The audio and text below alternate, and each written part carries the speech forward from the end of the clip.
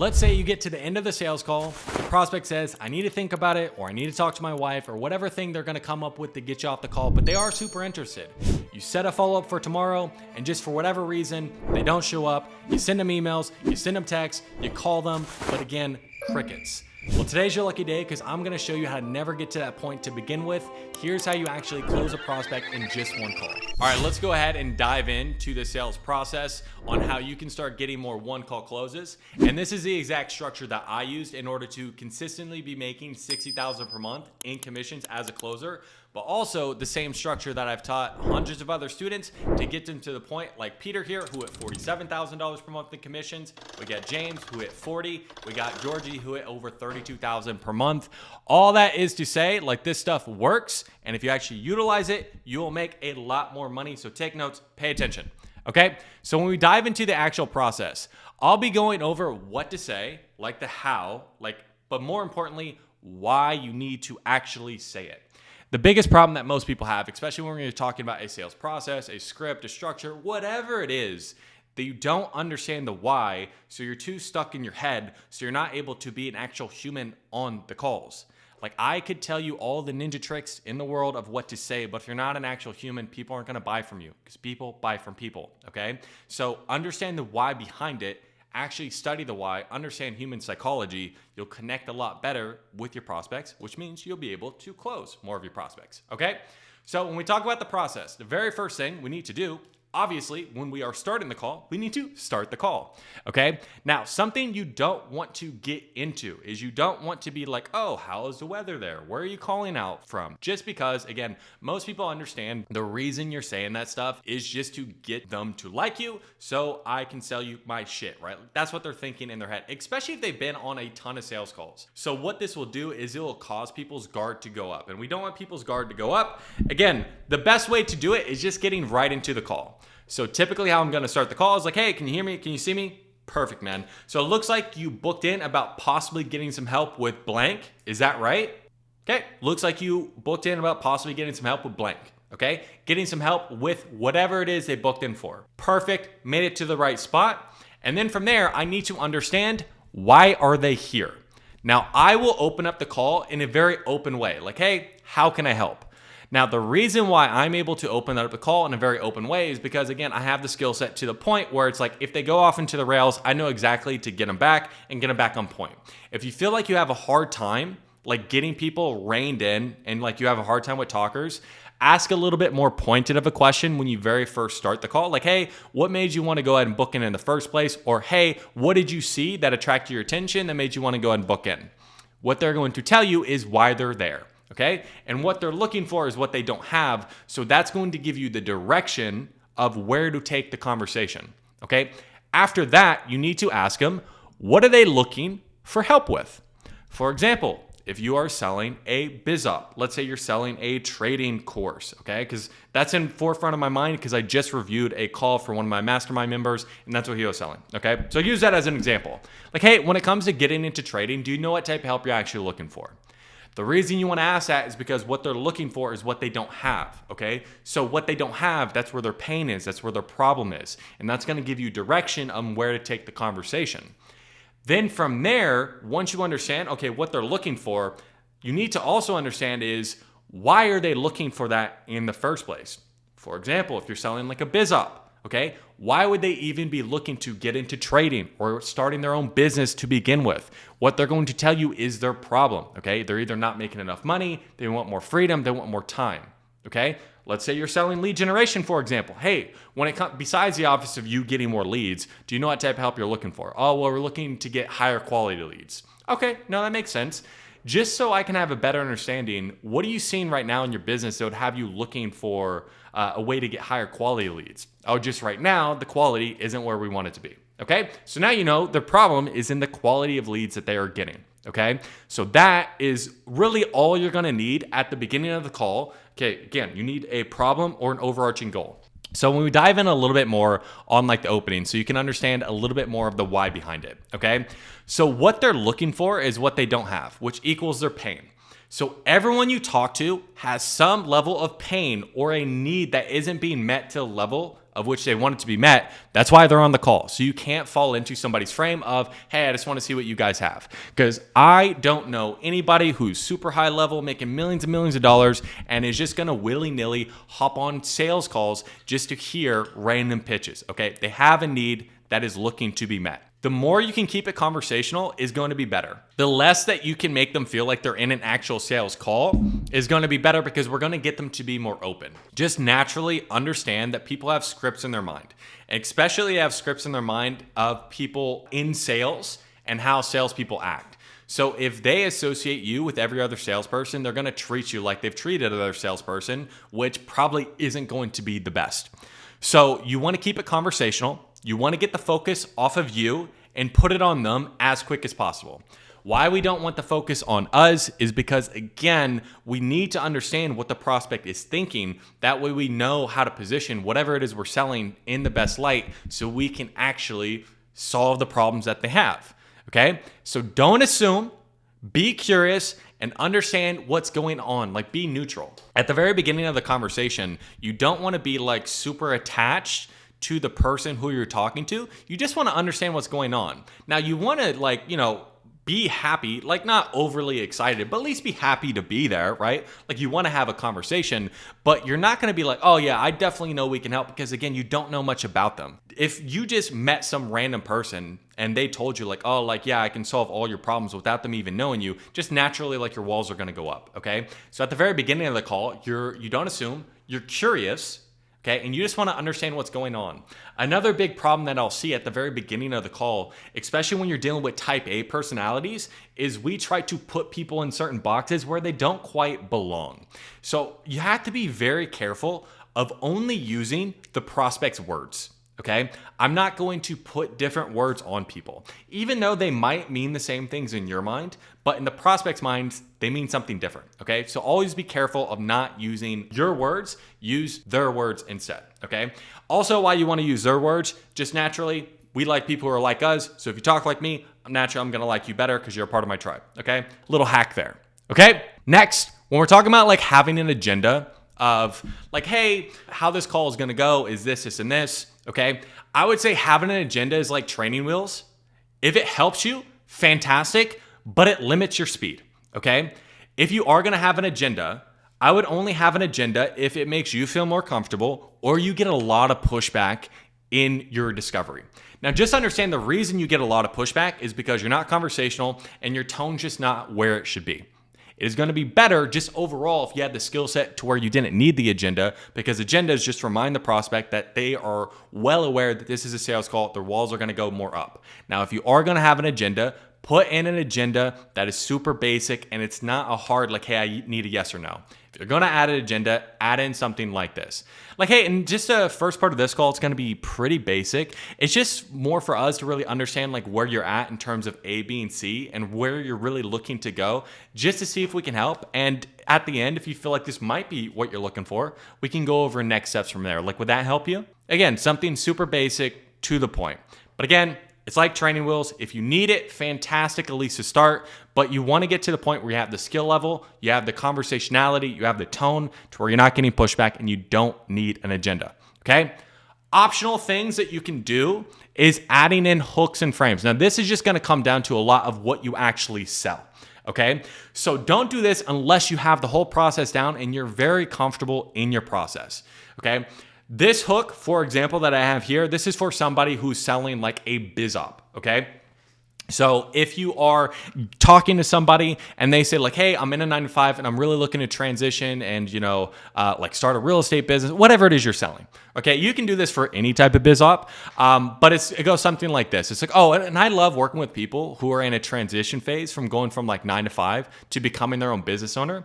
Like influencer. Again, if you sell for an influencer, you add that in. Let's say like, Tony always says, people are going from order takers to action takers. It's a bit more risky, but I promise it's worth it. Now, why would I add that frame in there? Okay. Now, I don't just add this frame in here and just like leave it, and that's the only time I touch on it. But what I am doing is I'm starting to get the prospect who is a 9-to-5 worker to start to take on the identity of being an action taker, of being a business owner. Okay, so I want them to start to agree and buy into the frame that they are going from a order taker to an action taker. So this is just like the more I can get them to get into the belief of their action taker, the more likely that they're going to take action at the end. Okay? So when we talk about really getting into what they're looking for and getting into people's pains, the opening of the conversation is going to be the most important. Because if you don't have direction in the sales conversation, the rest of it is going to go haywire. Okay? So when we're talking about understanding the prospect's pain, it's about understanding what motivates people and what moves people. So you have to understand, again, people are hopping on the sales call because they have needs that are looking to be met.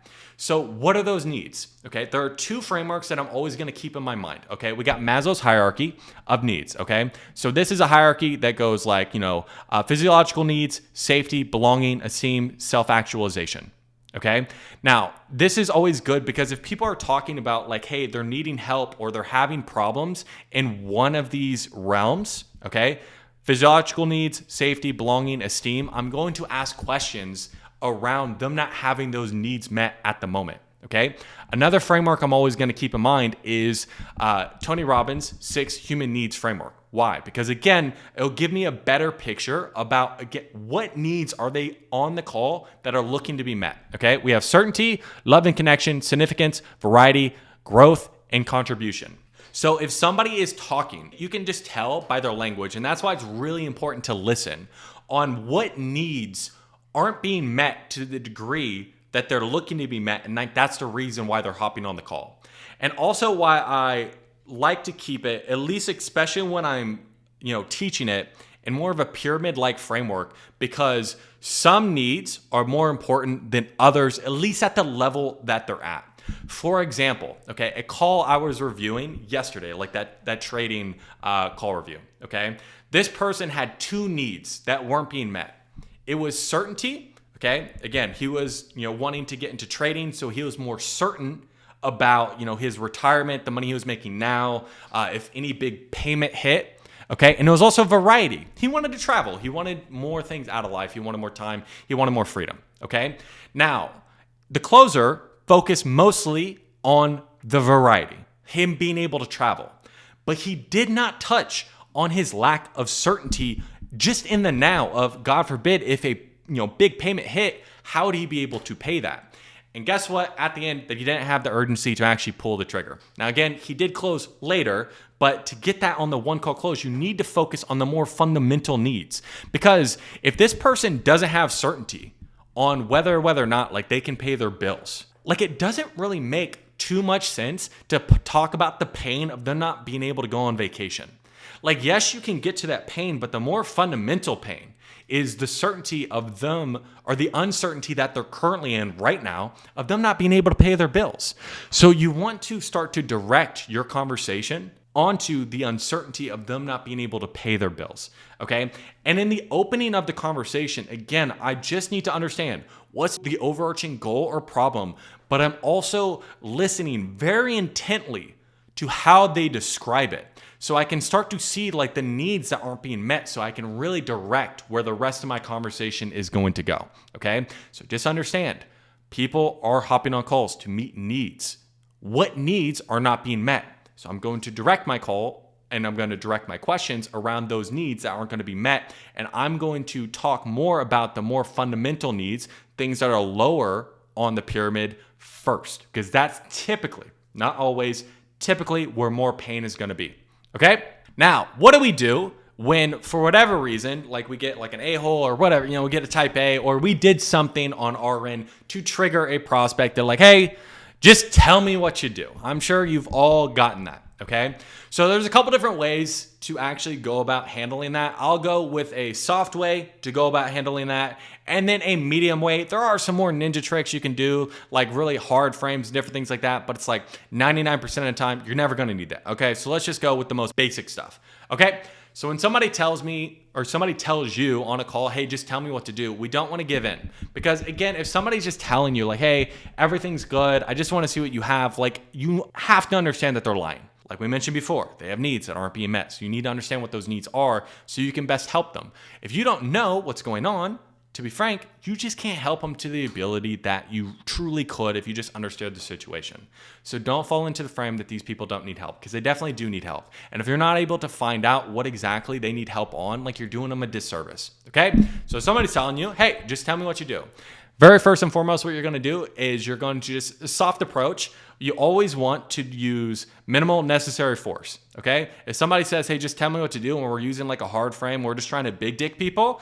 Again, like, yes, for some people it'll work, but for other people, you're just going to piss them off and they're just going to hang up on you. And it might feel good that you can big dick some people, but are we looking to make as much money as possible? So lowest necessary force. And then if we need to ratchet it up, we can go ahead and we can ratchet it up. Okay? So when you first get it, we need to address it. This is the biggest thing too. I see some people like, they're like, oh, I just want to see what you guys do. And they don't address it. And then they just move on with their call. And then, especially if they're type A, like, you are ignoring them and they kind of like, they're going to feel a little bit pissed off. So we don't want to piss people off, at least hopefully. We want to get the sale. So we need people to start being open, and they're not going to be open if they're pissed off. So first things first, like, oh yeah, just tell me what you do. Oh yeah, for sure. And we'll definitely go over that. Like, what we do is a bit custom. We don't just have like a one size fits all. So it just really depends on like where you're at now, really what you need. So just have a better idea, like, what type of help are you looking for specifically? Okay. Or you would ask whatever next question it is. So it's like, you always want to agree, and then you're diffusing like, hey, we just don't have a one size fits all. Like, what we're doing is fairly custom. Okay. So it just depends on what you're actually looking for, and then focus right back on them. Anytime somebody puts a focus on me, it's right back on them. I'm getting back into the conversation. Now, let's say it comes up again. They're like, oh, things are good. I just want to see what you guys have. I mean, if you're happily married, you tend not to go on dates, right? What would even have you open to doing something different in the first place?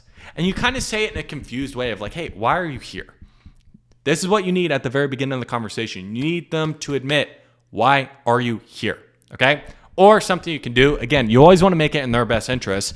Well, we can for sure go over that. Well, and we don't just have like a one size fits all. So if you want, we can set aside 3 to 4 hours to go over all the different ways we can, possibly help. But I tend not to have that much free time. Like, would it be better if I just understand you so I can tell you exactly how we can help you specifically? It's like, hey man, I don't have 3 hours to go over everything. Would it be better if I just understand you? Okay, put the focus back on them. Okay, and we can sure go over that, but it's gonna be hard if I don't know much about what you need. Like, if you go to a doctor and you start asking for pills without telling the doctor what's wrong, it's probably gonna be a pretty awkward conversation, right? So be real with me. What even has you looking for, possible doing something different in the first place? And again, say this with a smile and just get them to be open. That's the biggest thing. Like, if you go to the doctor, start asking for pills and not answering any questions, it's gonna be pretty awkward. Really easy thing to do. It's a frame to where it's very hard to disagree with. Okay, that's why it's really good to use analogies, especially analogies that are very hard to disagree with, especially like a doctor analogy, or like if you're married, you tend not to go out on dates. Since it's very hard to disagree with like that analogy, they're more likely to actually buy into whatever it is you're saying. Okay, now another type of prospect you'll get is everything is all good, just looking to get better. Fan-fucking-tastic. I'm not in any pain. I just want to get better. Everything's amazing. When you get these type of people, it's really easy to put them in a good to great frame. Okay. So what I mean by that, like, I'm like, oh yeah, like, of course. So like, we're looking to go from like good to great, right? I've never had anybody tell me no. Everyone who's like, oh yeah, I'm definitely looking to like do better, go good to great. Okay. Then from there, like, you're going to add a hook on there. It's like, yeah, and I love working with business owners, people, avatars, whatever it is that you're selling, that are looking to go from like good, from being good to being great, because they know they can't do what 99% of others do. You know what I mean? Okay. And then you just re-ask the question in the process, adding in the great. Okay. For example, if they're like, oh, like, things are good, I just want to see what you guys had. Like, then you're going to re-ask, okay, so right now, what type of help would you be looking for so you can get to that level of great? Or if you're in problem, it's like, okay, so what do you feel like right now you're missing that's causing you to be at good rather than great?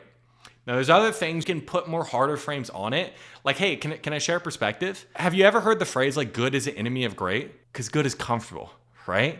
So in terms of like us getting out of that comfort zone, the first thing we have to admit that we're no longer being comfortable. Like, are you willing to do that? So are we willing to actually have a great conversation today? So let's have a great conversation. You can put harder frames on. Oftentimes, again, it's not needed. Putting in a good to great framework or frame on just like that tends to be all you need. Okay? So then when we dive into situation, it's going to really depend on what exactly you sell, what your situation is going to look like. But pretty basic, what are they doing now around the area of which their pain is? So if it's biz op, what are they doing to make money now? If it's lead generation, how are they generating leads now? If it's fitness, what is their fitness regime now? Okay. If it's something like it's an improvement offer, like sales, for example, like what type of process are they using now? Whatever it is, what are they currently doing now? Okay. How long have they been doing that? And is there any particular reason why they're doing it that way? Now, the reason you ask these questions is you need a little bit more insight into what their problem is. Okay, so you have a little bit more direction. Okay, now depending on what you sell, you might need additional information on the results they're getting. For example, if you're selling something like lead generation, you probably need to know, like, hey, how many leads are you generating? How many of those are converting to deals? And how much is a deal actually worth to you? Those are going to be the typical when it comes to you selling lead generation. Now, the reason why you ask like what they're currently doing now, because again, you need more insight. You're like, hey, what are you doing now? How long gives you a bit of a time frame of how long have they been stuck in their current situation that hasn't been working? And the reason why you ask, hey, what caused you to go that route, or why did you do that, is because you want more insight on, is there any particular reason they chose this route?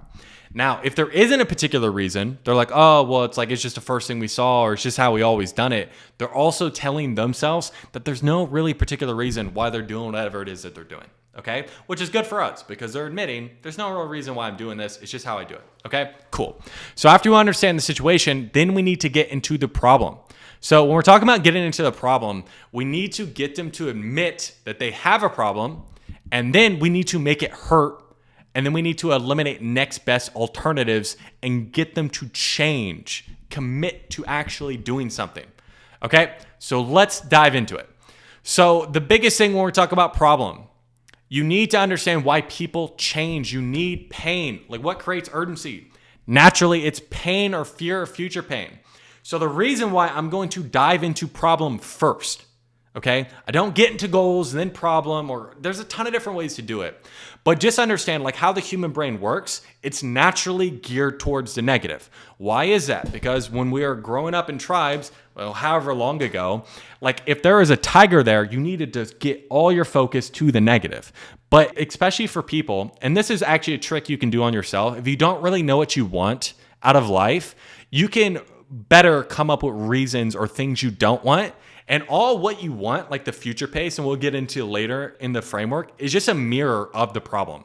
So it's much easier to understand from people what their current pain is than their future pace, because most people don't know exactly what they want, but they know what they don't want. And just people's brains in general, they're more geared towards negative, okay? That's why news, everything out there, it's all geared towards negativity, sensationalism, all that stuff, okay? So you need pain, okay? Like what creates urgency? Naturally, it's pain or fear of future pain. So you need to understand what their pain is and what in life is telling them that they have the problem. Problem versus symptom. Their pain is in the symptoms, okay? So what do I mean by their pain's in the symptoms? Like let's take a look at this guy here, okay? If he is overweight, so the real problem is like this dude's like overweight, like he's fat, he doesn't eat right, whatever it is. But where is his pain? It's everything in life that is telling him he's overweight. It's his knees hurting. It's him being out of breath. It's him not being able to play with his kids. That's where the real pain is. So if I'm able to tap into what in life is telling this person that they need to lose weight, I will get them to relive the pain. So I'm more focused on what are the symptoms of the actual problem that are coming up, and I want to get them to expand on it, okay? So you want to stay on the needs that are not being met, like we were talking about before. If it's more certainty, if it's more loving and belonging, you're focusing your questions around the pain of those needs not being met at the moment, okay? If you get multiple needs, dig deeper in the more base needs before going up the pyramid. So let's say you're like in the previous example, you have two types of needs. You have somebody who has certainty that's not being met, but then also has variety. I'm going to dive into certainty first. And sometimes when you dive into it, you realize like this isn't the base need. Like the biggest thing for them is variety. Okay. But more often than not, it's going to be the more base need. But like you go into the more base need first. And if you can get a feel for it, like this isn't as painful as it probably should be, then you want to go ahead and hit the other one. Okay. Now, in terms of like the two most common offers, there are improvement offers and new opportunity offers. Some are a mixture of the two. When we're talking about improvement offers, something like lead generation. If somebody is already doing Facebook ads and I'm going to come in and I'm going to do Facebook ads better, that's an improvement offer. If you are already in sales and I'm going to teach you how to sell better, that's an improvement offer. Now, a new opportunity offer is like a biz op. Like you aren't doing trading at the moment, you aren't doing real estate at the moment, but I'm going to teach you how to do it so you can go full time. Some are a mixture of the two. Like fitness, for example, like sometimes people are already doing something, okay, but it's not really working. So there's an element of we need to understand why it's not working, but then there's also the new mechanism that you can add in, okay? So how do you approach each one differently? So when you're talking about an improvement offer, you need to create doubt in their current method and get them to admit that it is their fault. The reason why you need to create doubt and you need to get them to admit that it is their fault because you're going to be replacing whatever it is that they do, okay? And if it's not in their control, they don't need to solve it. There's nothing they can do to solve it. For example, if I'm selling you sales training and you tell me like, hey, my leads are shit, it doesn't matter what I say to them, okay? They're never gonna buy, then it's like that person will never buy sales training. Why? Because they don't feel it's their fault. Okay, so there's different things I can do in order to actually get them to think more internally and for them to actually take blame and admit that they are the problem. Okay, so how do we actually do that? We ask internal based questions. What's an example? So when I talk about internal based questions, it's if they answer the question, they're admitting that they are the fault. Okay, so for example, let's say for lead generation. So what do you feel like is maybe missing in the way that you're attracting leads, or maybe how you're actually nurturing them that's causing your business to be stuck, or whatever it is that they said? Now, if they answer this question, then they are admitting that they are the problem, okay? Now, sometimes they are going to either tell you that they don't know, or they're going to say like, hey, it's the market, okay? So anytime anybody uses a external excuse for something, the easiest way to do it, to get around it, because again, they're blaming something that's outside of themselves. They're not taking full responsibility. I need them to take full responsibility if they're going to change. I use a comparative frame and I re-ask the question. Let's say, for example, when it comes to lead generation, okay, they're like, I asked them, hey, what do you feel like is missing in the current way you're generating leads, or like how you're nurturing them, that's causing you to just be inconsistent like you had mentioned? And they're like, oh, well, just our market, it's just how it is. Okay. It's like if I allow them to continue that way of thinking, when they get to the end, they're like, I don't know. I don't think it'll work in my market. Boom. Okay. We're cooked.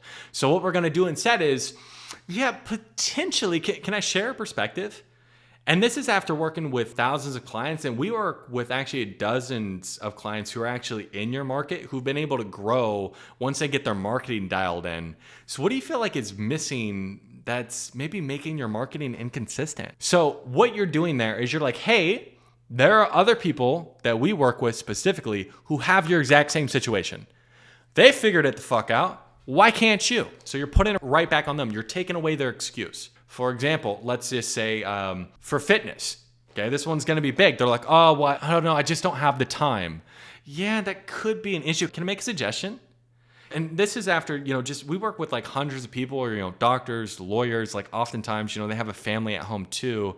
And they're able to make it work with their schedule. So what do you feel like's missing just with your fitness regimen right now that's preventing you from losing weight with just the time you do have? Boom, it's their fault. Like I'm always putting it back on them, okay? Let's say, for example, they are trying to get better at sales, but they're blaming the leads. It's like, they're like, oh, I don't know, like it's just very hard selling real estate agents, right? Which it is, but if you know what you're doing, it's not hard, okay? Side note, they're like, yeah, potentially. Can I share a perspective? And this is after working with hundreds of clients and quite a few who sell to real estate agents. And they're able to actually get to 40, 50, even 60% close rate once they're able to actually dial in their sales process. So what do you feel like is actually missing right now? Just how you're actually, what you're saying to these leads, or maybe even how you're coming across in your tone that's causing you to get all these objections. Again, if they answer that question, it is their fault. I need them to admit that it is their fault. Okay? Now, another thing that you're going to run into, especially when you're talking about improvement offers, is they might tell you they have no clue what their problem is. Now, why is this a problem if they don't know what their problem is? If they don't know what their problem is, they don't know what's going to solve their problem. Okay? So if we go into it and they don't know what their problem is, and we get to the end, they're like, well, this sounds great, but I don't know if it's going to work for me. Now, this is only for improvement offers. When you're talking about a new opportunity offer, you don't really need to get them to understand, you don't need the problem out of them that they don't know how trading works. That's literally what the offer is going to do. But let's say, for example, they are already doing marketing or they're already doing sales and they don't know what's causing them not to be able to get people across the line, or they don't know what's causing people to not opt in. Okay? So this is a problem. And the reason it's a problem is because it's hey, if I don't know what's preventing me from making sales, I don't know if your solution is going to work. So here's what you do instead. You're going to ask them hey, what do you feel like is missing? And they're going to tell you, I don't know. Fair enough. Now, anytime somebody tells you, I don't know, you always want to follow up with, well, if you really thought about it. The reason you always follow up is because a lot of times people will tell you, I don't know, just more of a knee-jerk reaction answer. So you want to say, well, if you really thought about it, so they actually go back in their brain and they try to come up with an answer. Now, if they go back in their brain and they try to come up with an answer and they come up with nothing, jack squat, just understand whatever you're going to insert at this point, just because you caused a lot of doubt in their mind, because they went for an answer, they couldn't find it, whatever it is that you're going to say, they're going to be much more suggestible to what you're about to say. Okay, so let's just say, for example, you're selling lead generation. That's what this is from. And they are reliant on referrals. Okay, what do you feel like is missing just with the way that you're, attracting leads, or maybe how you're nurturing them, that's causing just your lead flow to be inconsistent? Oh, I don't know. Well, if you really thought about it, I really don't know. Well, this is after working with hundreds, or can I make a suggestion? Oh yeah, for sure. And this is after working with hundreds of clients. What we typically see is relying on referrals can be inconsistent because we're not in control of how many you get. And because of that, it's hard to scale. I'm always going to, especially when I'm inserting a problem, I'm always going to say, do you feel like that might be what you're running into? Get a yes.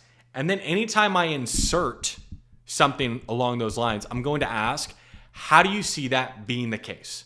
The reason why I ask, how do you see that being the case, is because I want them to expand and I want them to take on this belief.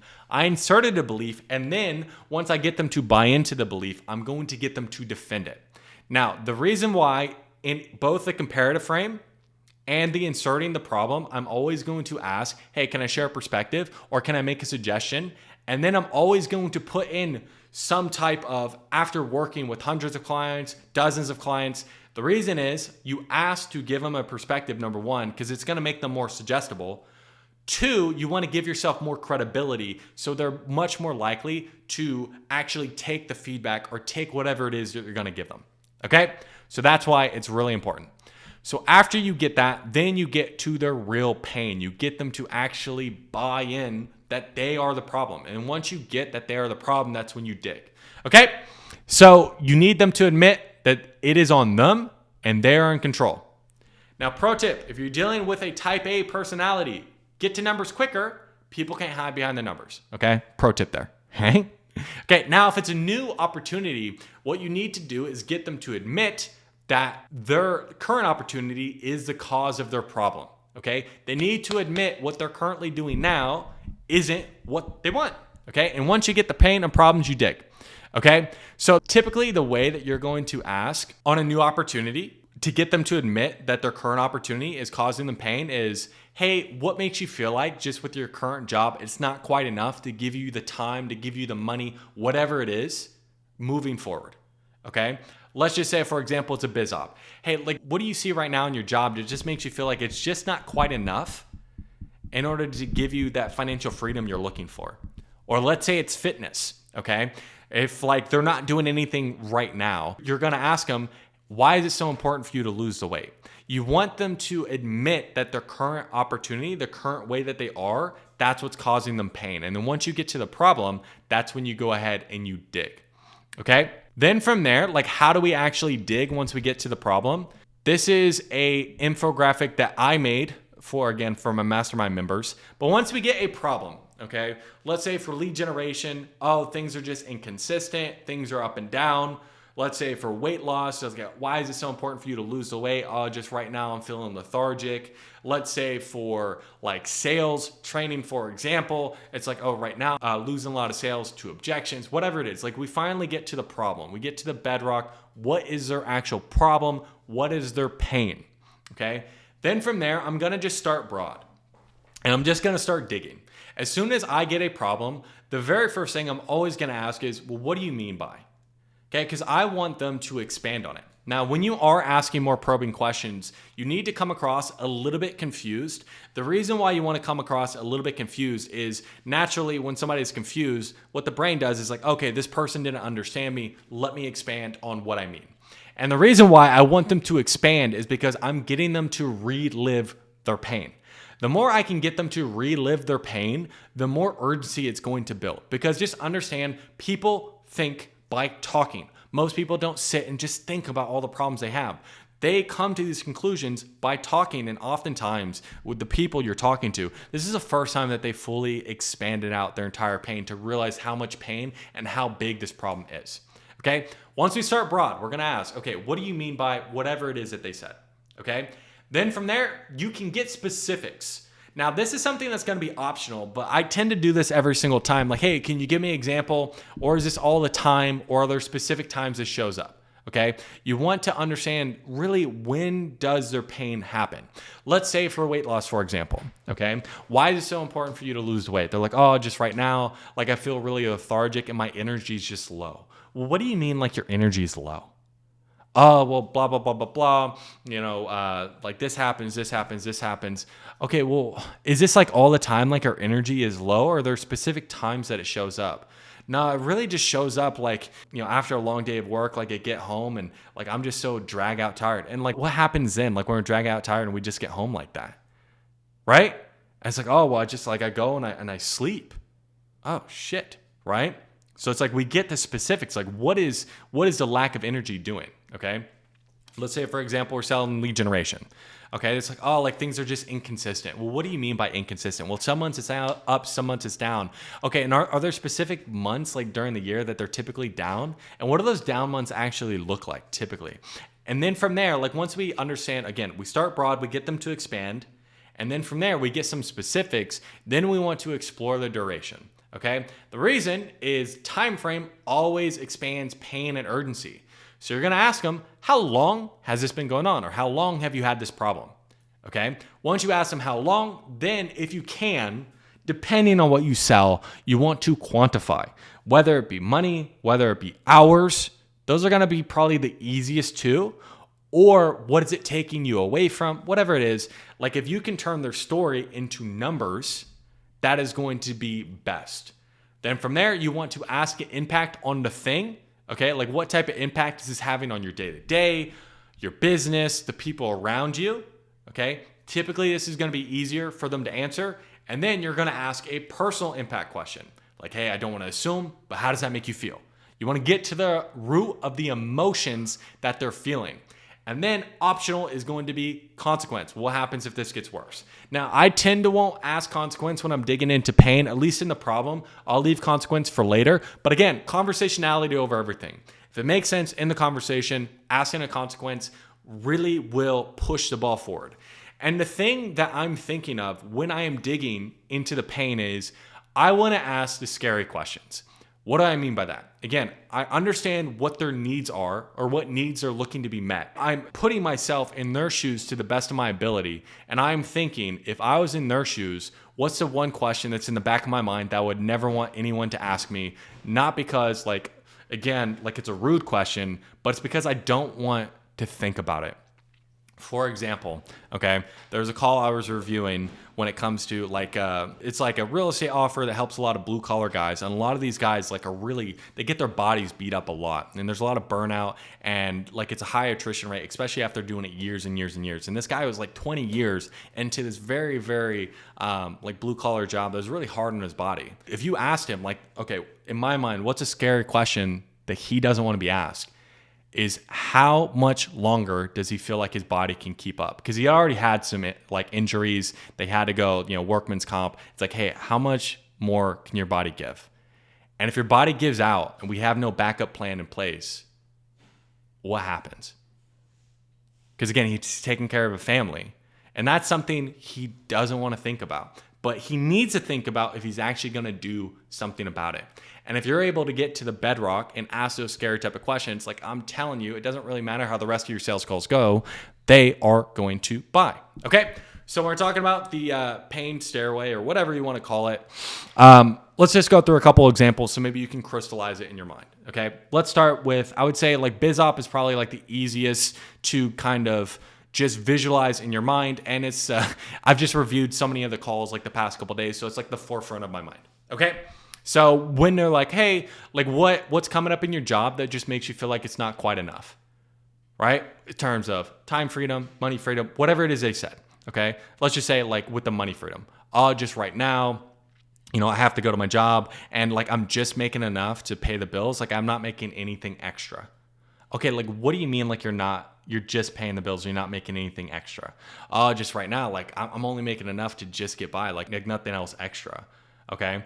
So it's like, okay. And are there specific months that are like tighter than others, or is it pretty much the same like all the time? Well, yeah, like some months are definitely tighter than others, especially during summertime, like our energy bills go up. Ooh, and how long has that been going on for? It's been 3 years. Oh, wow. 3 years. And I know you also mentioned like you're spending a lot of time at your job. Like how much time do you actually have to spend like working for someone else to just barely get by? Like, oh, well, like right now I'm working like 50, 60 hours a week.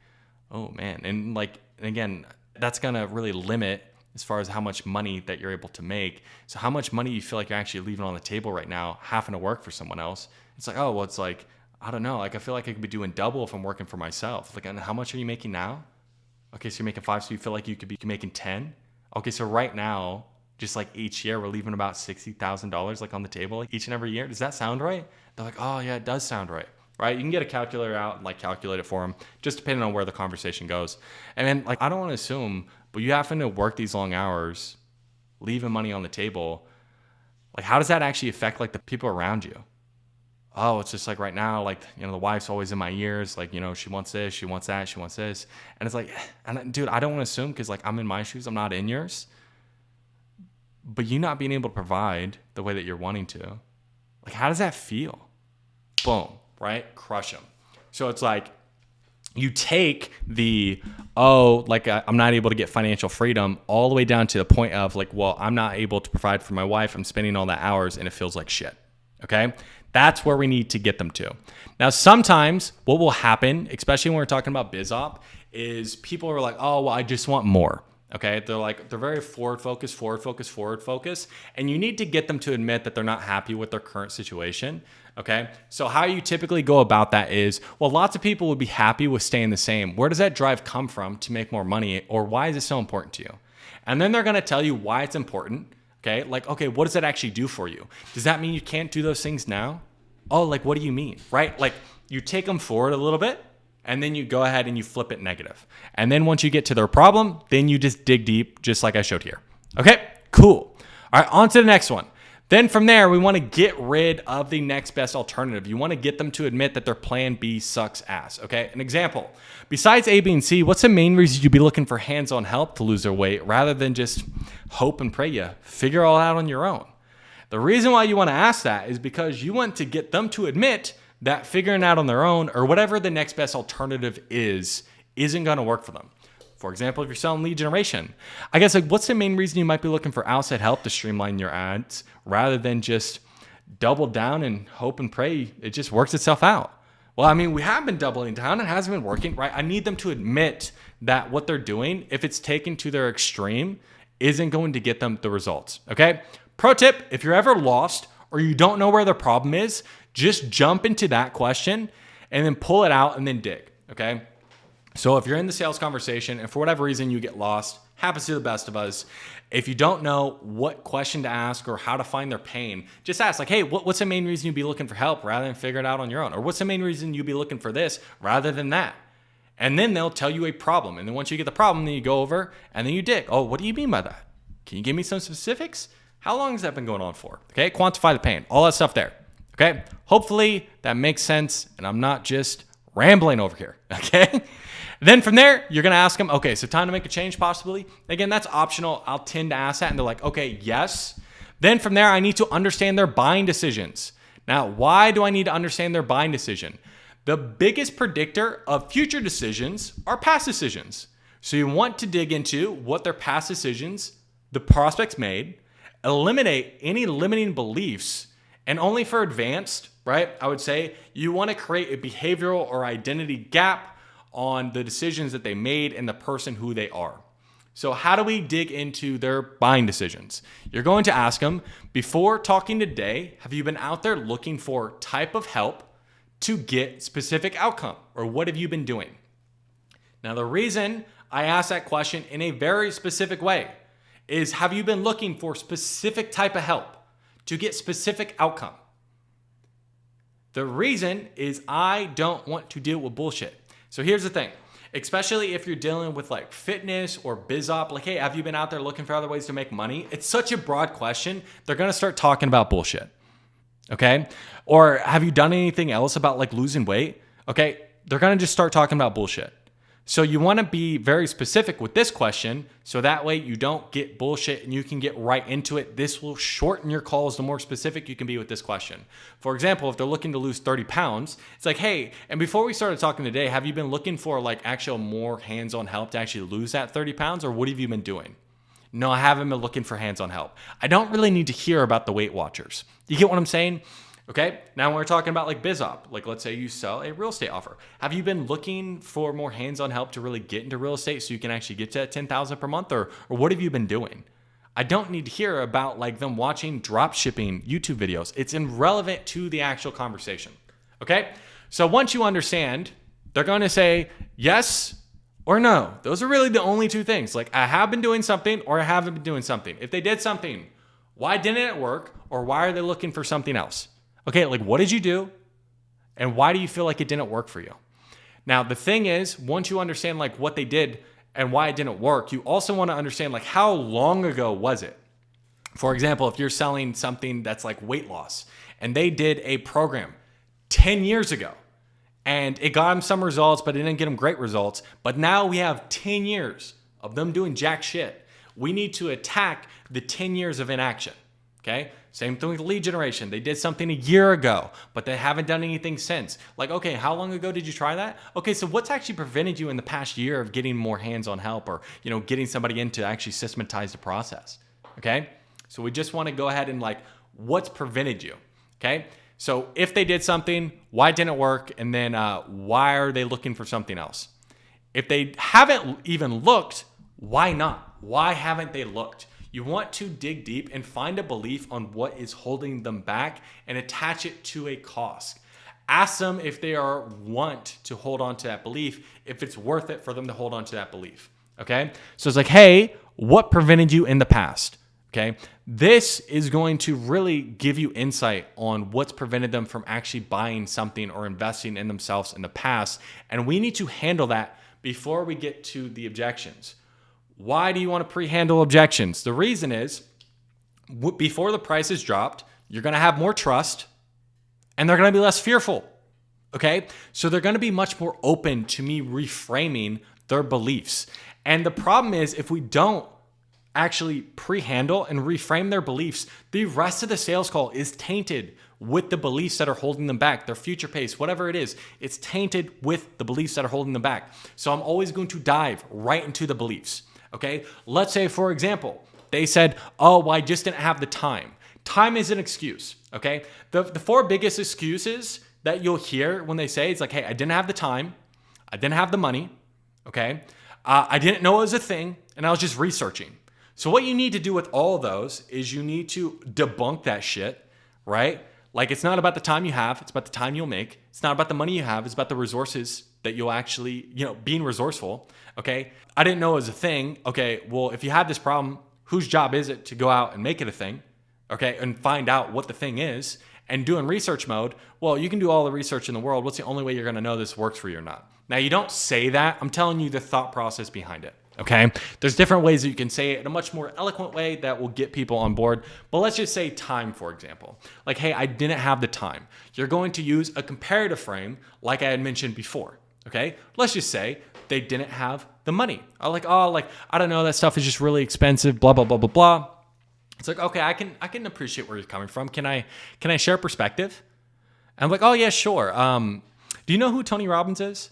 And it's like, oh yeah, he's a billionaire life coach. And again, he's helped presidents and, lots of important people. My favorite quote by Tony Robbins is, your biggest superpower is your ability to be resourceful. Just most people are resourceful on, why they can't be resourceful. Do you get what I'm saying? So what's prevented you from getting resourceful in the past? So I'm going to, again, get buy-in. So Tony Robbins said, I'm always going to then, inside a quote, I'm going to use a little bit of embedded commands, topic for another video. But you can either say your or human's biggest superpower is their ability to be resourceful. Just most people are resourceful on why they can't be resourceful. You get what I mean? And they're always going to say, yeah, I get what you mean. So what's preventing you from being resourceful? Belief. Okay? So it's like Tony Robbins said, your biggest superpower is your ability to be resourceful. Just most people are resourceful on how they can't be resourceful. You get what I'm saying? Oh yeah. So what's actually prevented you from getting resourceful in the past? It's like, I don't know, it wasn't a priority. I was scared to invest. Whatever it is, they're going to tell you an actual belief that is holding them back, not an excuse. Okay. Once we get an actual belief, that's when we can pre-handle it. Okay. So can you share a perspective on that? Can you see how this just not being a priority has just led you to being where you're at right now? Are you okay with me saying that? I'm like, oh yeah, I'm okay with you saying that. And what do you feel like, again, over the past 3 years, this has actually cost us? Depending on what you sell, you can actually add up a financial cost and stick it onto the belief. Okay. If you're selling something that's a non-ROI, it's going to be harder to do, but you still want to okay, what does this cost us? Then from there, it's okay, is it worth holding on to that belief given that it's cost us this much? Why not? Well, what happens though if we do hold on to this belief? Or what I will do is I will dive into identity. Okay. Now, again, I'll touch that a little bit. Then the next is if they have looked at something, but they didn't take action, again, why not find out what's holding them back and attack it? So when we talk about diving into identity, now this is something that I would only do, again, if you have a very well understanding of human psychology, you have a good baseline of sales skills, and you have the confidence and conviction. If you don't have that stuff and you just start diving into people's identity and just try to use different identity frames and different things along those lines, more likely than not, you'll probably just piss people off. But if you have the skill set to pull it off, I promise you there is nothing that is going to be more powerful. Okay, so why is identity so powerful? It goes to the heart of the matter, who they are. So if you know anything about NLP, again, this is where a lot of this stuff is based off of. The highest leverage you have on a human being is their identity, who they are. Most salespeople, we're going to focus on behaviors and skills, competencies, sometimes beliefs, okay? But identity is who they are. So if I'm able to create a gap and get them to shift their identity, their beliefs, their skills, their behaviors, everything else changes from this top. It's the highest leverage of conversation you can have is who do they need to be, okay? If they buy into that, again, they'll buy into everything else that you'll do. Okay, so again, this is advanced. Don't do this if you don't have the confidence and conviction. So I'll just go over the basics. There's a lot more ninja stuff you can do, but again, that'll make this video 3 hours long. And again, I gotta hop on calls and do all the other stuff. Okay, so let's go over the basics right now. So you wanna create a gap of who they are versus who they need to be in order to get outcome. How do we actually do it? Okay, so after I get out the belief and I attach a cost to it, what I'm gonna say after that is hey, and the reason why I ask is because if you give somebody the perfect diet plan in the world, but they don't have the right mentality to use it, what type of results do they get? I've never had anybody say, oh, they get good results. It's a truism. Again, it's very hard to argue with. Okay, that's why I like to use analogies. They're oh, not good results. Exactly. So yes, it's getting the right skills, but more importantly, it's about being a better person. Because if you're that guy who's making $20,000 per month, right, and able to close anybody that you're talking to, I'm telling you right now, you walk that. You walk differently. You know what I'm saying? But right now, we're the guy who makes $5,000 per month and we can't overcome objections. Is that right? Then from there, again, you want to take it further, but that's how you really set it up and you create basically the gap of the person who they are or the person who they want to be versus the person who they are now. Okay. Again, you can plug this in for whatever it is you're selling. We're talking about the healthy fit dad who plays with his kids versus like the dad who doesn't have the energy now. Okay. We can talk about the guy who's making the money versus not making the money, whatever it is. Who do they want to be versus who they are now? You create that gap on not only the numbers, the pain, but the person who they are. That's what I'll do there. And it's a really great way to get people over the edge. Okay. Then from there, after we do all of that, we need to know, what do they need to get to their goal? Now, the reason why you want to ask, like, hey, what do you need to actually get to your goal is it helps you tailor your presentation. So at the end, they are going to say, hey, this is exactly what I'm looking for. So how do we do that? Okay. So besides what they said, what do you feel like you would actually need in order to get to your outcome? Like, how best do you learn so we can make sure you get to your goal? Okay. Why is that important to you? Okay. So again, you just want to understand, like, hey, what it is that you need. Now, for example, if you need certain things out of them, you can lead them to certain things. Okay. Like, let's say, for example, you want them to say that they really want accountability or coaching or whatever it is. Like, you're selling like a biz op or whatever. Like, you want them to say they need coaching. So, okay. And do you feel like if we just give you like a PDF, sent you around, like you'd be good to go? Or do you feel like, being able to ask questions and being able to like get a bit of coaching might help you? Why do you feel like that would help you though? Again, I'm inserting a bit of a belief, so I always want to get them to actually take on that belief. So I'm always going to ask why. That's really important. Okay, cool. Next thing, future pace. Okay, when we're talking about future pace, what does getting their goal actually do for them? And like, I want to get to a moment in time. Okay, I'll dive a little bit more on what I mean by moment in time, but during the entire like future pace, I'm going to be very light and very curious. The reason is most people, they really don't dream. Okay. So you're giving somebody a safe space, right? God, I fucking hate using that word, but you're giving somebody a space to actually like dream and be open. So something that I will always do, I'm not saying you have to do this exactly, is I will push my mic forward and I'll lean forward. Like, I'm more interested in what they have to say when it comes to their future pace. The reason is I'm getting them to be more open. And especially when you're talking about tone, it's the shift in tonality that makes the difference. Okay. It's your shift in tone that really tells people what you're trying to get across when you're talking about your tone. Okay. So when we're talking about like a moment in time, just with anything, okay, there's a certain moment in time when you're going to be the most happy with anything that you're doing. Okay. When you're talking about like making more money, there's something that you're striving for or a moment that really makes it worth it. For example, like for me, okay, when I was first in sales, I really, really just wanted to hit like 20,000 per month. Like in my head, 20,000 per month was going to solve all my problems. Okay. Like I now know, like number one, like 20,000 per month isn't really that much money, but at the time it was a shit ton. Okay. And really, what was one of the biggest things that was driving me is like, dude, I wanted a fucking sports car. I know it sounds superficial, but like I grew up in a family that had nothing. Okay. Like I'm one of 6 kids, like one of 6 children from my family with 5 different baby daddies. Okay.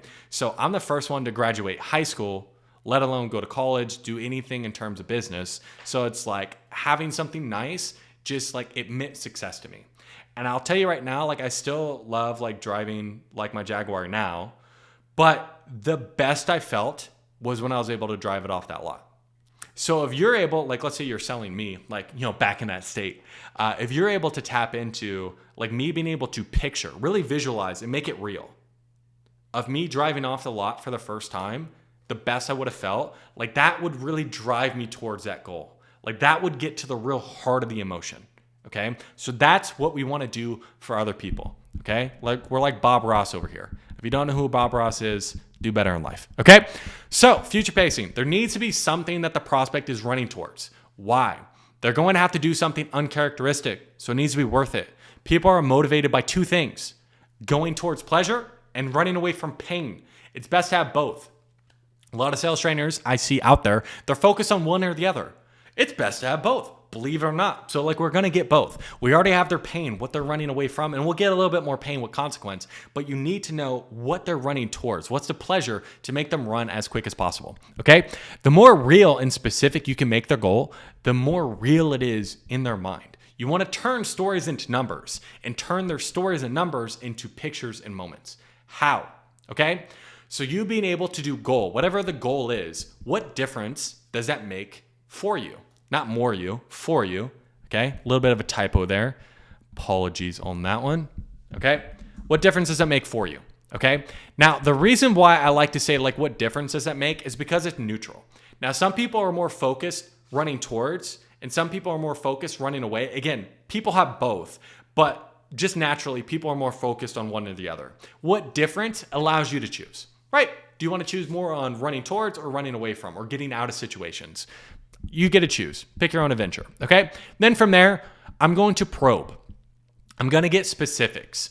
Like, why that? Where would you go? Like, oh, like, you know, just really allowed me to travel. Like, where would you go? Or would you be taking anyone with you or going by yourself? Why there? Right? You really want to paint them the picture. Like, oh, like, you know, I'd be able to move out, get myself a car. Oh, like, why a car? Why that car? Like, what car? Like, what color would it be? Right? You want to get specifics out of them. Okay. Then from there, it's like, okay, so I guess like you being able to go ahead and like, you know, take you, the wife and the kids, like you guys can just pack up your bags and go to Barbados like that. What does that actually do for you personally? Like, again, you get them to expand. Okay. Then from there, it's like, again, you want to probe, like, oh, how do you mean? And they'll start to really open up. It's very light and it's very curious. You really just want to understand what's going on. Okay. Then from there, I'm going to really take all the information I got. And typically, like, this is going to take like 5 minutes or so. Okay. So like really sit, take your time. Nobody says you have to go fast. Okay. So then you're going to take all the information you got and you just like paint a picture. Okay. You want to paint a scene. Again, you're Bob Ross up in this bitch. Like, you're painting a scene in their mind of what it's going to be. Okay. So it's like, if you really had to picture it, like you driving off that car lot with that blacked out Aston Martin DB12, windows down, you know, wind in your hair, sun on your face. Like, at that moment, like, how does that feel? And they should like look up and like, they'll be like, that's everything. Or it's like, you know, getting to moments like that, like driving off a car lot, having conversations is a really easy one to do. Stepping foot in the brand new home, really easy to do. Like, let's say, for example, guy I talked about, biggest driver was to retire his mom. Okay. So it's like you being able to sit down your mom and tell her like, hey, I got you. You no longer have to work. And see the look on her face looking back at you. How'd that feel? Right. And he's going to sit there and he's going to picture his mom just being like, dude, that's everything, right? Like, I want to get to that point. I want to make it real. I want to make it vivid. And the more language, as far as like wind in your hair, sun on your face, like these type of things, the look on her face, like the more vivid language you can use, the more real it's going to be. Okay. Now, when it comes to pre-framing, because sometimes when you are getting into future pacing, you get pushback. And the reason you're getting pushback is just because the prospect needs more context, or your tonality just isn't to the level that it needs to be to not get pushback. Okay. And that's fine. We're all improving on our tonality.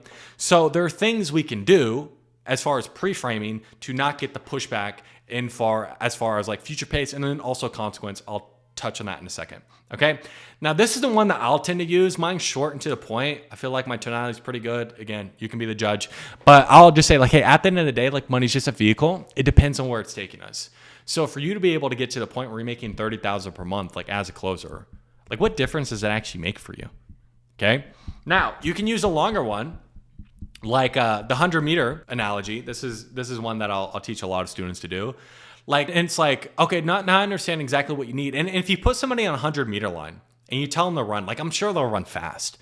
But if you put somebody on the 100-meter line and tell them to run towards a, you know, gold medal, you think they'll run faster? Yeah, of course, right? Because they actually have something to run for. And it's not because the medal is gold. It's because like everything that the gold medal represents, you know?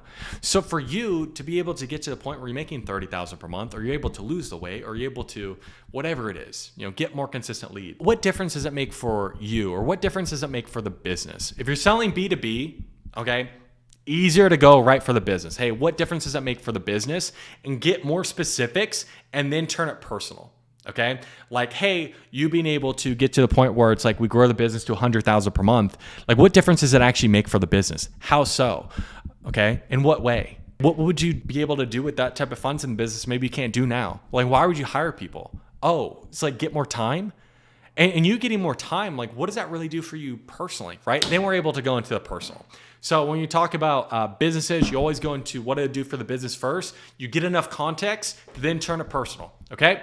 Now, something that you can also do, again, this is something that's gonna be more advanced, is you can have a personal story.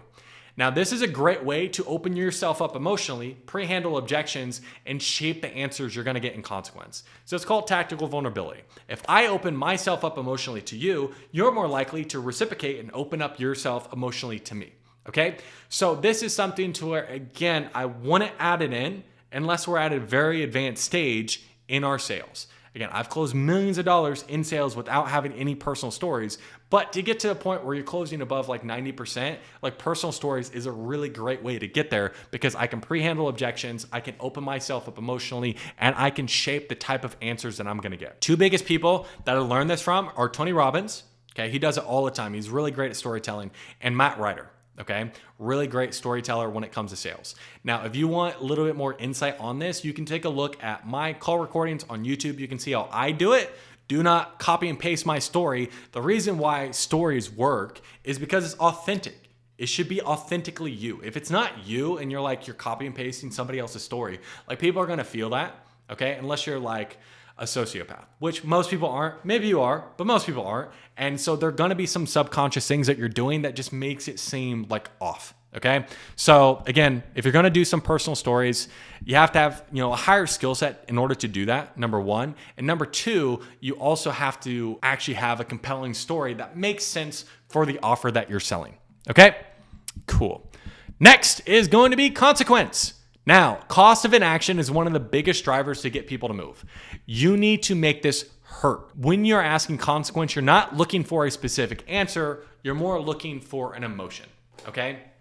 There have been times where I asked a consequence and they're like, hey, what happens if nothing changes? And the guy was like on the verge of tears and he's like, it'd be pretty bad, right? Like I'm really looking for an emotion to get them to have enough urgency to do something about it. I'm not really looking for a specific answer, okay? That's a big shift that, I've seen help students a lot is we're more looking for emotion. If we're not getting that emotion, we need to dig more. But if we're getting that emotion, but maybe the words aren't exactly what we want to hear, again, we shouldn't want to hear any specific thing. We should just want to understand the person, but really it's about getting to the emotion. Okay, now I will two-step consequence. Now, why would I two-step consequence? Because if you're really good at future pacing, okay, you paint a beautiful moment and you really get them to buy into it.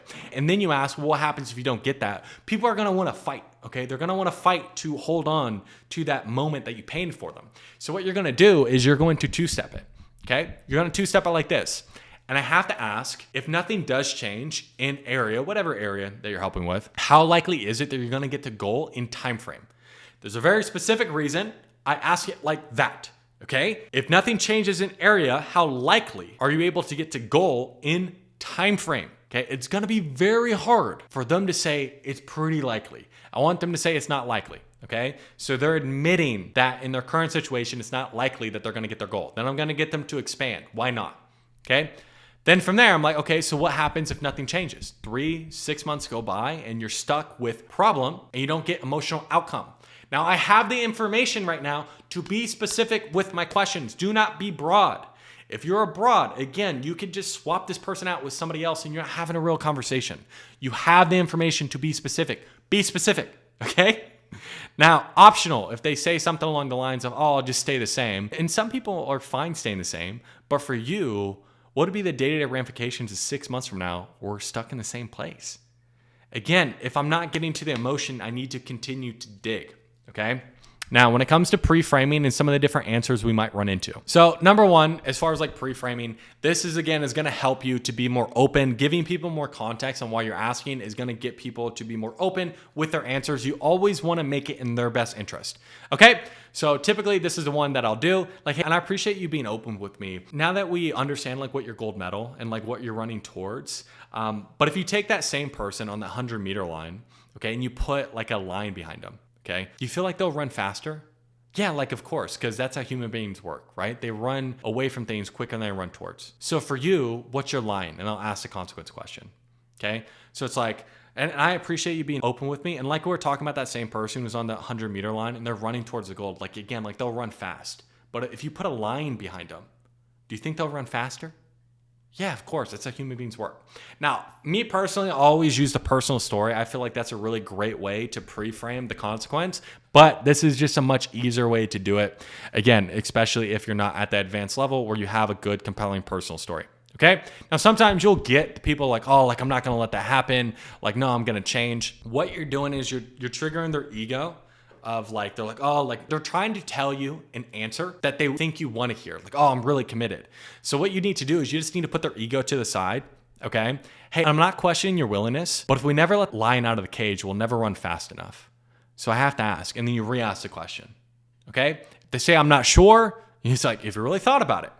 Okay. Now, a big one that will come up, again, if you're doing your job right, if you're doing your discovery right, you won't get this a lot, but sometimes it'll come up is, I'll do something else. This is a red flag, because if they're telling you, it's like, hey, if this doesn't work, I'll just do something else, then there's no real urgency to make this shit work, okay? So I need to debunk it, you know what I mean? Like, I can't allow this belief to continue moving forward.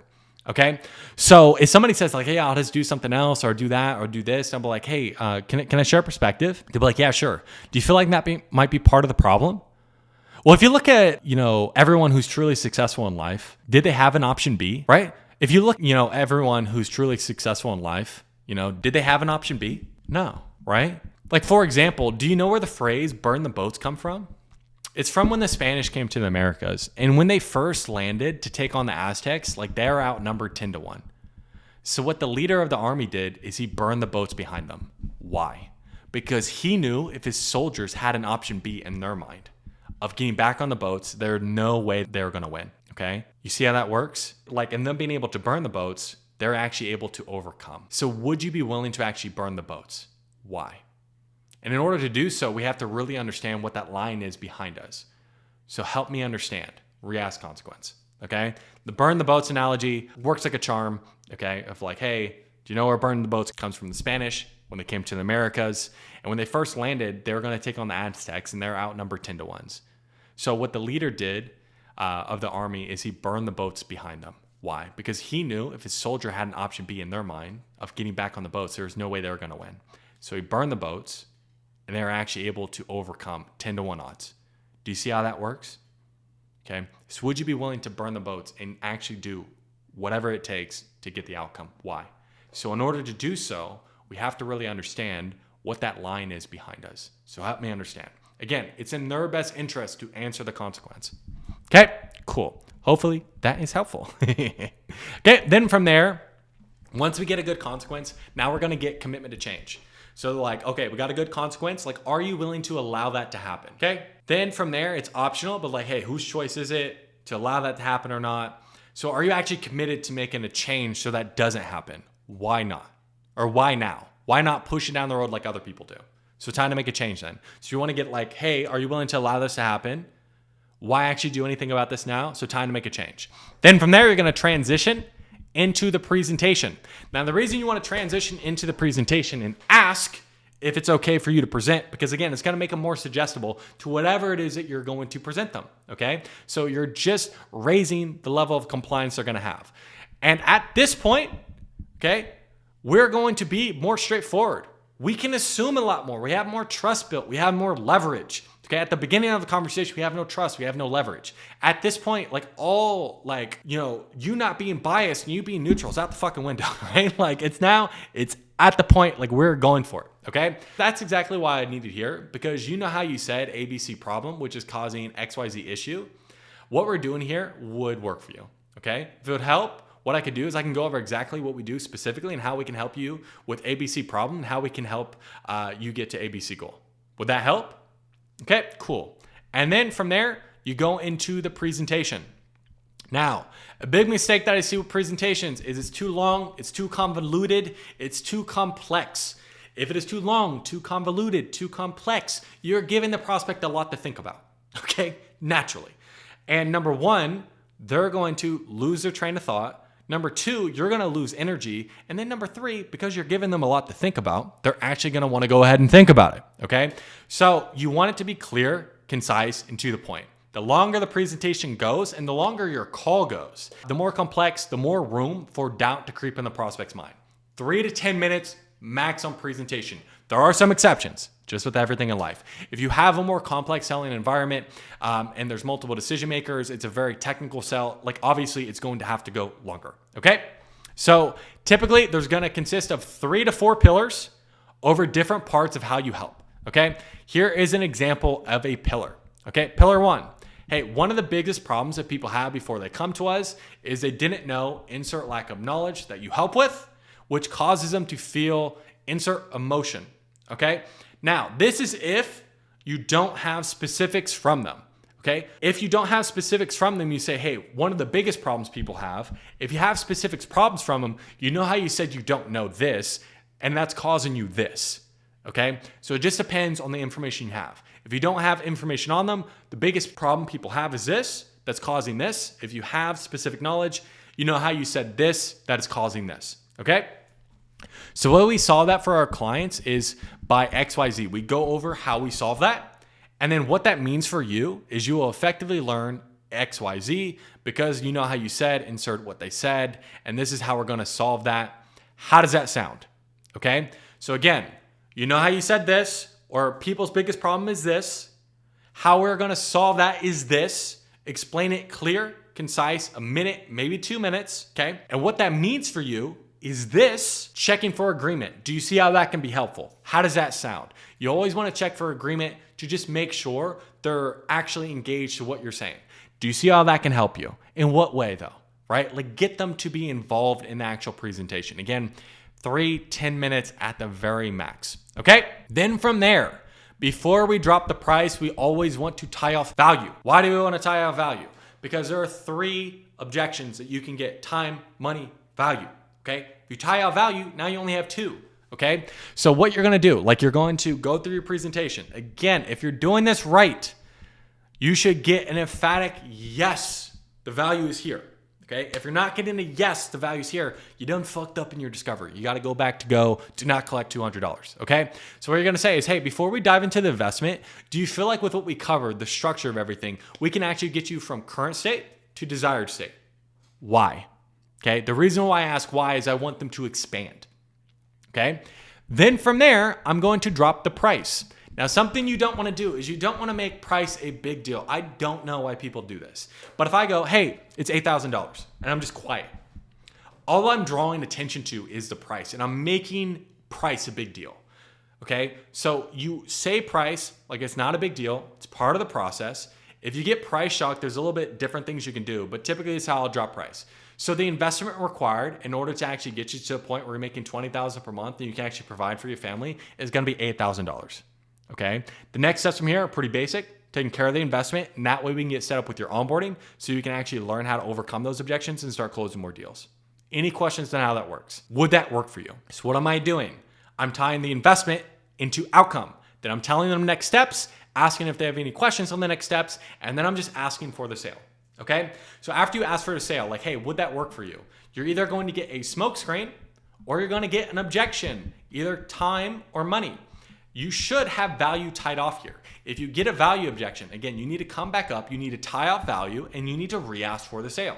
Okay, so understand objections are limitations. As a closer, you can't buy into their limitations, okay? If they say they don't have the money and you're selling something to make them more money, of fucking course they don't have the money. That's why they're here. That's the point, okay? Do you want to stay in that situation? Okay, so what are we going to do? Now, you don't say that, but that's what you need to be understanding and thinking. You are fighting for them, okay? The way that I always think about this is you're somebody, like you're their bigger brother. You know they can do so much more than what they are actually doing. And you love them, but you're not going to bullshit with them because you care about them. That's how you should be coming across in objections. And if they actually feel like you are doing it for them, you're able to get them across the line. Okay? So let's say we get a smoke screen. We need to flush it out to a real objection, either money or time. Okay? And if you ever get lost, just go for money. Like, hey, money aside, would you do it? Okay? Because the biggest thing when you're talking about the why behind objection handling. So understand there are two things that we're dealing with when it comes to objection. What they're objecting to and the why that they would do it. All the outcomes that you had just talked about in discovery. So our job as a closer is to get their why, okay, heavier than their objection. Because when they first give you the objection, they hear the price, their objection is so much heavier than their why. Okay. So through our skill set and through our questions and through us shifting their focus, we need to get them to the point where we switch that and their why is heavier than their objection, and we're able to help overcome that. Okay. So let's run through like how we would do that on a money objection. Okay. So if they say, I don't have the money, very first and foremost, you want to go ahead and you want to diffuse. Okay, that's not a problem. What do you mean by you don't have the money though? So I want to diffuse and I want to clarify. So it's like, I don't know what they mean by they don't have the money. It could be they are getting paid on Friday. It could be that it's like, hey, I have $200 in my bank account. Who knows? I need to clarify.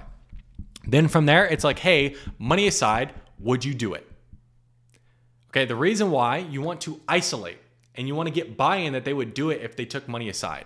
Then from there, you want to ask why. Why would you do it though? But why actually invest in yourself to get XYZ outcome? Now, the reason I tend to ask 2 why questions is, again, we have 2 things in objection handling. The objection and why they would do it. I need to start to get them to focus on their why. So for example, if you're selling a biz op and they're talking about all the money and all the freedom and the time, everything, I want them to start talking about that right now. Okay. So then from there, after we get them to actually focus on the right thing, they focus on the why they would do it. Now, if we take a look here, I'm going to have a reframe. I'm going to insert a reframe, or really what I'm doing is I'm creating a debate. Okay. I want to make a point. I want to give them a different way to think about it. Okay. So a really easy, breezy, super simple way to do is like, hey, what's riskier at the end of the day? You keep doing what you're doing now, and God forbid the situation gets worse, or you remove that limitation and we find the money so you can get XYZ outcome. Okay. They're going to say, again, if you did your job right, it's riskier to stay the same. Okay. Why is it riskier? So once somebody takes a step in my direction, I'm always going to ask why. That is going to get them to entrench more in that belief. So I want them to defend that belief that it's riskier to stay the same. Then from there, once I get them to buy into my reframe, I need leverage. Now, how do you get leverage? You get leverage through asking consequences. This creates urgency. So you're going to ask, hey, what happens if things do stay the same? And what are the day-to-day ramifications if that happens a year from now? I tend to ask multiple consequence questions, especially if I'm not getting deep enough. Okay. Now, once I get a real good, juicy consequence, I'm like, hey, I appreciate you being open with me. I'm going to reward them. Like money, that's the easy part. We can figure that part out. The hard part is just committing to change. So are you actually committed to do what it takes? So what am I doing there? I'm shifting their focus from money being hard to commitment being hard and getting them to commit. Once I get them to commit, okay, why are you committed to do whatever it takes? Again, I'm getting them to take a step in my direction, and I'm going to ask why. Okay. So if you're committed, I want to see you win. So let's focus on what we can do, not what we can't do. Bills, expenses aside, what can you do? Now, the reason why I'm going to ask, hey, what can you do, is I want to know what they have. Especially when you're talking about negotiation, how you have the upper hand is understanding what the other person has. Okay. And this comes with any objection. Okay. So we find out what the objection is. We isolate it, get them to focus on why they would do it. We make a reframe. We get leverage. We get commitment. And then we create a negotiation. Now, for whatever reason, let's say time, they can do the time. Let's say money, they can do the money. And they're still not moving forward for whatever reason. We just go into fear. Okay? Now, when we're talking about fear, there's different ways we can go about handling the fear. And I have a couple different YouTube videos that you can check on my YouTube as far as like how I go about handling different fear reframes. But like ABCs of fear, pushing off for a day, like I don't feel ready. There's different perspectives we can use. And again, it's not really like the word tracks per se. Okay, the word tracks help, but it's understanding what belief we're actually attacking, okay? Listening to their language, and we customize whatever we're saying to whatever belief, okay? I'm not being generic at this point when I'm handling somebody's concern. I'm understanding and I'm listening to exactly what they're saying, okay? So I understand what their fear is. I have a reframe that addresses that exact point, their limitation, whatever it is, listen to their words. And then I'm getting leverage. I'm asking consequences on if they hold on to this belief, the fear, whatever it is, and they never get their goal. And then I'm, again, asking for the sale. And let's say for whatever reason, typically if you just do one fear reframe, easy breezy, you'll get people across the line. But let's say for whatever reason, they don't get across the line. What you're going to do is you're going to increase the intensity of how you're going about your reframes and how you're going about your consequences and how are you asking for commitment. Okay. For example, first time I'll ask is like, okay, what do you need to do to actually get ABC goal and XYZ emotional outcome? Okay. Next one. It's like, okay, so what do you actually have to do to make sure you're doing everything in your power possible, not only for yourself, but for your family? Okay. Another one. What do you need to do so when you go to bed tonight, you know you're being the father you need to be and you're actually doing everything you said you would. Okay. You understand, like, I'm increasing intensity each time, especially like when I'm asking for commitment, my reframes, and when I'm doubling down on consequence. Okay. So I'm going to do that like 2 to 3 times. Now, again, I'm more of a just go for it type of thing, okay? Especially if somebody is fearful, the likelihood that they are going to, hop off the call with you after spending like 30 minutes, 45 minutes, an hour in objection handling, be like, you know what? I no longer have fear. Let me come and let me pay Christians some money. The likelihood that that's going to happen is pretty low, okay? So what I'll do is I'll do a nice versus kind reframe. Okay, what is that? So this is basically a reframe you can use to just start being very, very straightforward. Okay. Now, as far as like what you do and what you say when you're very, very straightforward, it depends on the conversation up until that point. Okay. And what leverage you have. So it's going to be hard for me to say exactly what you should say to this person because I'm not having these sales conversations with you. Okay. But the frame looks like this. Hey, do you know the difference between being nice and versus being kind? Now you might need to change this reframe, this analogy based off of what exactly you sell. All right. But this one works pretty well, especially to the demographic I sell to. So picture this. We're out of the bar. We're talking to some ladies and like my breath stinks. If you're nice, you wouldn't say anything because you'd be worried about what I might say or think. On the other hand, if you were kind, you'd pull me aside and you say, hey, dude, your breath is kicking right now and it's killing your game. Here's some gum. Let's get back in there because you want what's best for me and you want me to get the best outcome. Do you mind? I'm a bit kind right now. Now, the reason why you use this analogy and then you ask is because they're going to be a lot more open because we're going for the jugular with this one, right? Like these conversations can get pretty raucous, but it's what they need to hear. Again, you're doing this for them.